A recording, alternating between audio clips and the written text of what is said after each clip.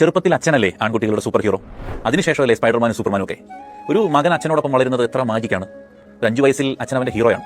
പിന്നീട് അവൻ തിരിച്ചറിയും അച്ഛനെല്ലാം അറിയാം. പക്ഷേ ഒരു 10 വയസ്സൊക്കെ എത്തുമ്പോൾ നമ്മൾ പറയും ഈ അച്ഛനൊന്നും അറിയത്തില്ല. 12-ാം വയസ്സിൽ നമുക്കിങ്ങനെ തോന്നി തുടങ്ങും അച്ഛൻ എന്നെ മനസ്സിലാകുന്നില്ല, ഞാൻ പറയുന്ന ഭാഷ അച്ഛന് കിട്ടുന്നില്ല.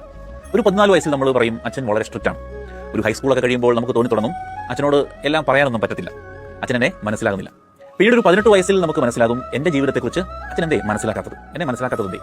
20കളോടൊക്കെ അടുക്കുമ്പോൾ നമ്മുടെ ഉള്ളിൽ ഇങ്ങനെ പറയും അച്ഛൻ എന്തൊരു ഔട്ട്ഡേറ്റഡ് ആണ്, ഒരു ഓൾഡ് ഫാഷനാണ്, ഒരു ഓൾഡ് സ്കൂൾ. പക്ഷേ ഒരു 25 എടുക്കുമ്പോൾ അറിയാതെ നമ്മൾ പഠിച്ചു തുടങ്ങും അച്ഛനായിരുന്നു പലതിലും ശരി. 30-ാം വയസ്സിൽ നമുക്ക് മനസ്സിലായി തുടങ്ങും, അല്ലെങ്കിൽ നമ്മൾ ചോദിച്ചു തുടങ്ങും അച്ഛനോട്. ഇങ്ങനെ ഒരു അവസരം വന്നപ്പോൾ, ഒരു സാഹചര്യം വന്നപ്പോൾ അച്ഛൻ എന്താണ് ചെയ്തത്. പിന്നീട് നമ്മൾ മനസ്സിലാക്കും ഓരോ കാര്യങ്ങളോടും അച്ഛനെടുത്ത നിലപാടുകൾ. ഒരു 40കളോടൊക്കെ അടുക്കുമ്പോൾ ജീവിതത്തിന്റെ പോരാട്ടങ്ങളിലൊക്കെ നിൽക്കുമ്പോൾ നമ്മൾ തിരിച്ചറിയും അച്ഛൻ എങ്ങനെയാണ് ഇത്ര സ്ട്രോങ് ആയിട്ട് നിൽക്കാൻ പറ്റിയതെന്ന്. 50കളോട് അടുക്കുമ്പോഴാണ് നമ്മുടെ ഉള്ളിൽ ഒരു പിടച്ചിൽ സംഭവിക്കുന്നത്. ഒരിക്കൽ കൂടി അച്ഛനോടൊപ്പം ഇരിക്കാൻ നമ്മൾ കൊതിക്കുന്നത്, സംസാരിക്കാനൊക്കെ.